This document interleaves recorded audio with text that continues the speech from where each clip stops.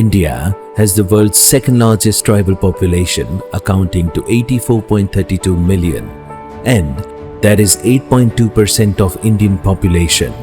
Gujarat, being the fourth largest contributor in the Indian GDP, is the most industrialized and one among the fastest developing states in the country. Yet, there are some districts in the state densely populated with scheduled tribes which are unfortunately deprived of development. The total tribal population in Gujarat is 89.17 lakh, which is almost 14.8% of the state's total population. These tribal communities are underprivileged and short of basic needs like food, clothing, shelter, education, sanitation, and stable livelihood opportunities. Dahod, a district situated on the banks of Dudhimati River, is a home to many scheduled tribes, predominantly dependent on livestock rearing, cultivation and agri-labor work, agriculture being rain-dependent and uncertain source of livelihood generation, except monsoon. The tribals are forced to migrate and work in unorganized sectors and mainly in the construction industry. Eventually, their children suffer from school dropout, and that intensifies their recurrent problems. And their new generation also remains marginalized. Having low bargaining power, many such tribals are victim of poor conduct, social and economic discrimination, employment substitution and many more. હું દક્ષ કુમાર છું. હું નળવા પ્રાથમિક શાળામાં ભણું છું. હું દાહોદમાં રહું છું. હું ધોરણ 5માં ભણું છું. મારા મમ્મી પપ્પા રાજકોટમાં મજૂરી કરે છે.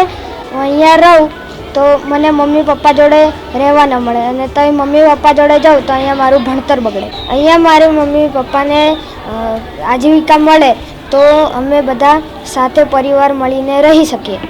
અહીંયા આ ગ્રામ્ય વિસ્તાર હોવાથી અહીંયાના બાળકોના વાલીઓ જે કામ અર્થે રોજગારી માટે બહાર ગામ જાય છે, જેથી એમના વિદ્યાર્થીઓ અનિયમિત રહે છે અને પૂરતું શિક્ષણ મેળવી શકતા નથી, અને જેના લીધે એમની હાજરીમાં પણ ટકાવારી ઓછી આવે છે, અને જે એમને પાયાનું શિક્ષણ મેળવવું જોઈએ એ શિક્ષણ એમનું મળતું નથી, એનાથી એ વંચિત રહી જાય છે.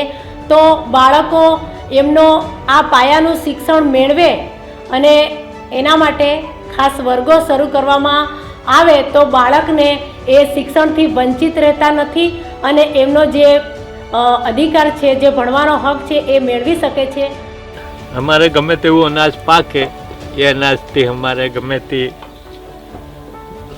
ઘર પૂરતું તંત્ર અમે ખેતીમાં કરી રહ્યા. આજે દિવસે ને દિવસે સ્પર્ધાઓ વધી રહી છે, તો બાળક આગળ જઈ અને ભવિષ્યમાં આવી સ્પર્ધાત્મક પરીક્ષાઓ પાસ કરવા માટે જેમને સારું પુસ્તકો મળી રહે એટલા માટે લાઇબ્રેરીની વ્યવસ્થા શાળામાં કરવામાં આવે. આ જે વિસ્તાર છે નળવાઈ મોહણિયા, જેમાં કુપોષિતનું સ્તર થોડું વધારે હોય છે, એમની આજીવિકા થોડી ઓછી હોય છે, જે તેની આજીવિકા વધારવા માટે બહાર ગામ જતા હોય છે, અને બહાર ગામ જતા હોય ત્યારે તેમને બરાબર ખોરાક ના મળતો હોવાથી એમનું કુપોષિતનું સ્તર થોડું વધારે જોવા મળે છે. અહીંયા દાહોદ ડિસ્ટ્રિક્ટની અંદર આદિવાસી પ્રજા ખૂબ જ પ્રમાણમાં છે કે જે લોકોની અંદર સિકલ સેલ નામનો તેમજ લેપ્રસી છે, ટીબી છે, એવા રોગો વધુ પ્રમાણમાં જોવા મળે છે. તો એ લોકો માટે એ લોકો અહીંયા દવાખાને આવતા નથી, પરંતુ એ લોકો એમના ઘરે રહીને એમના ઘરગથ્થુ ઉપચાર ઊભા કરે છે કે એ પોતે જ ઘેર સારવાર લઈ લે છે. તો આપણે કોઈક એવી સુવિધા ઊભી કરવામાં આવે કે કોઈ એવી એમ્બ્યુલન્સ દ્વારા આપણે એમના ઘરે પહોંચી જઈએ અને તેના દ્વારા આપણે તેમને આરોગ્યની સેવા પૂરી પાડી શકીએ. हमारो एरिया आदिवासी से हमने आदिवासीओं हमारे बहनों जी सगर्भा मळे छे ए कुपोषित वधारे परती मळे छे. एमां एचबीનું કારણ જ વધારે ઓછું છે અને સિકલ છે. આ બે વસ્તુ વધારે છે અમારા આદિવાસીઓમાં. આ બહેનોને રોપા કે બિયારણ આપવામાં આવે તો એ એમના ઘરની પાછળ ઉગાડે અને ફળ લાગે તો ખાઈ શકે અને લીલા શાકભાજી પણ લઈ શકે. યાંત્રિક પદ્ધતિથી જે ખેતી થતી હોય એમાં નાના સાધનો હોય તો અમે ગુંઠો જમીનમાં પણ સારી રીતે ફેરવી અને ઓછી મહેનતમાં અને ઓછા પૈસામાં પણ અમે એવે ખેતરમાં કામ કરી શકીએ તો અમને ખર્ચો બી ઓછો આવે અને અમારું કામ પણ ઝડપથી થઈ શકે તો અમને સરકાર આ યાંત્રિક પદ્ધતિથી જે ખેતી થતી હોય એ સાધનોનો થોડીક મદદ સહાયરૂપ કરે તો સારું. हमारे नांदवा ग्राम सखी संगठन છે એની અંદર અમને 10 મંડળો જોડેલા છે. એની અંદર અમારે 100 મહિલાઓ છે.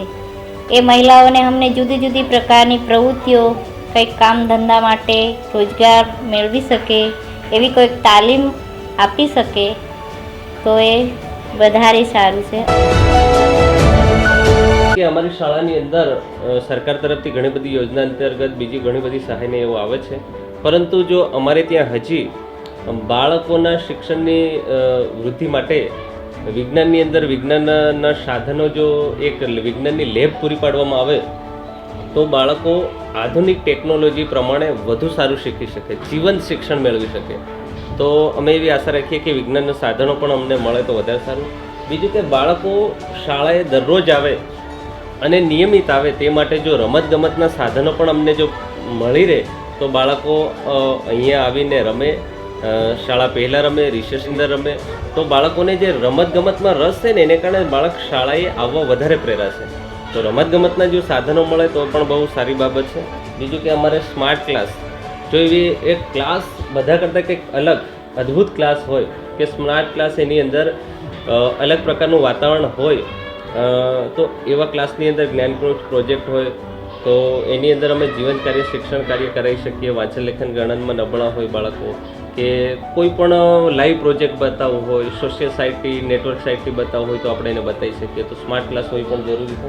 આપણા ગામની અંદર એક એવું સેવા કેન્દ્ર ઊભું કરવામાં આવે કે એક જ છત નીચે એમને જે કંઈ ડોક્યુમેન્ટ જોઈએ, જે કંઈ એમને જરૂરિયાત હોય એ આપણે ત્યાંથી નીકળી જાય. એના માટે એવા સેવા કેન્દ્ર ચાલુ થાય અને એમની જરૂરિયાત પૂરી થાય અને આવનારી પેઢી પોતાનો વિકાસ પોતાના પગ પર રહીને કરે એવી આપણે વ્યવસ્થા એક ઊભી થાય એવી આશા રાખીએ છીએ. દાદુર ગામની અંદર ઘણા એવા યુવાનો છે કે જેઓ દરેક અલગ અલગ પ્રકારની રમતગમતની અંદર ભાગ લઈ શકે અને આગળ વધી શકે એમ છે, પરંતુ એના માટે એમને જો યોગ્ય માર્ગદર્શન મળી રહે, તાલીમ પૂરી પાડવામાં આવે તો તેઓ પણ પોતાના રમતગમતના ક્ષેત્રની અંદર આગળ વધી શકે એમ છે.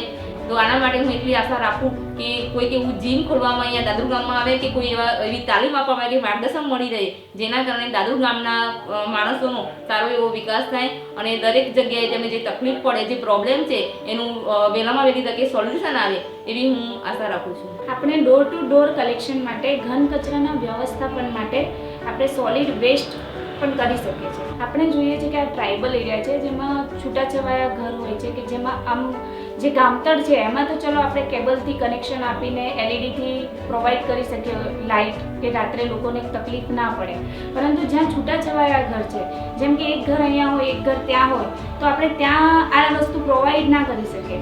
એના માટે આપણે પરંપરાગત ઉર્જાનો સ્ત્રોત જેમ કે સૂર્યથી ચાલતું સોલર લાઇટ જેનો આપણે ઉપયોગ કરી શકીએ છીએ અને એના કારણે એ જે આપણે ઇમ્પ્લિમેન્ટ કરીએ એ જ ખર્ચો આવશે. બાકી જે લાઇટ બિલ છે કે જે એનું નિભાવણી છે એ ખર્ચ આપણે સ્કીપ થઈ શકશે અને જે ગામડાના લોકોને ખૂબ જ ઉપયોગી પણ સાબિત થઈ શકશે. મોટે ભાગે ખેડૂતો ખેતીનું કામ કરે છે, એમને ખેતી માટેના સાધનોની ખૂબ જરૂર હોય તો જો ખેડૂતોને હમણાં આમાં કોઈ તાલીમ આપવામાં આવે તો તાલીમ દ્વારા પણ ખેડૂતો સારી ખેતી કરી શકે. કોઈ વર્ગી કમ્પોસ્ટનું કામ કરવામાં આવે, કોઈ ખાતર ઉત્પાદનનું તો કામ વર્ગી કમ્પોસ્ટનું કામ કરી શકે ખેડૂતો. અમારો સરકારશ્રીને એટલું નિવેદન છે કે અમારી ખેતી માટે અમારી પાસે ઢોર તાકાત છે પણ એના અળસિયાના ખાતરના ઉત્પાદન માટે જો અળસિયાનો જો અમને આ સહાય મળતી હોય ગુંડી બનાવવામાં તો અમે એગ્રી છે. To encounter this situation, a holistic program was developed to bridge those prevalent gaps in the targeted villages to empower and uplift overall quality of tribal life.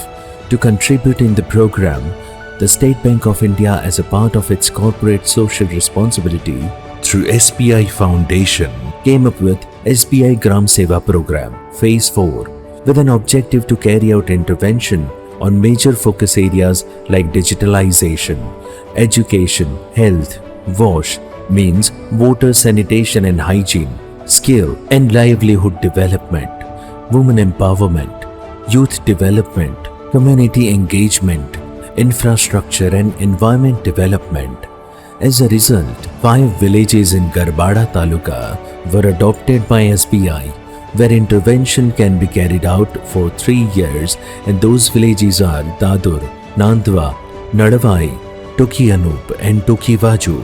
The timeline for the project is 2022 and 2025. To implement the program in Dahod district's target villages, SBI partnered with the NGO Gramin Vikas Trust to ensure unbiased and fair results of the baseline survey.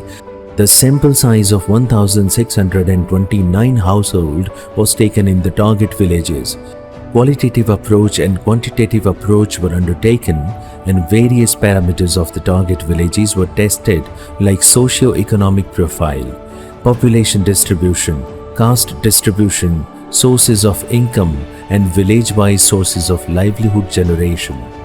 In order to decide on the focus area of intervention, a theme-wise analysis of households in terms of digitalization, internet and smartphone access, village-wise information accessibility, education and literacy rate, access to health facilities, health and hygiene status, livestock ownership, access to irrigation, prevalent skill level, women empowerment, and community engagement and electricity connectivity were recorded through primary sample size.